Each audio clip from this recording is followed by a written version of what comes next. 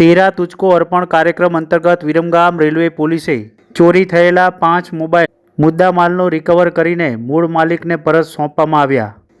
Viramgam railway police ખાતે દાખલ થયેલા ચોરી મિસિંગ અરજી આધારે પોર્ટરની મદદથી કુલ 5 મોબાઈલ ફોન કિંમત ₹6297ની રકમના મુદ્દામાલ રિકવર કરીને અરજદારોને તેરા તુજકો અર્પણ કાર્યક્રમ અંતર્ગત મોબાઈલ પરત સોંપવામાં આવ્યા હતા. વિરમગામ રેલવે પોલીસ સ્ટેશનના માર્ગદર્શન મુજબ મિલકત સંબંધી ગુનાના શોધી કાઢવા આપવામાં આવેલી સૂચનાઓ અને સર્વેલન્સ કોડ તથા હ્યુમન સોર્સના આધારે અલગ અલગ કુલ 5 મિસિંગ અરજી ગુનાના કામે અલગ અલગ કંપની મોબાઈલ ફોન 5 કિંમત ₹73,000ને શોધી કાઢીને તેરા તુજકો અર્પણ કાર્યક્રમ અંતર્ગત મૂળ માલિકને પરત સોંપવામાં આવ્યા હતા.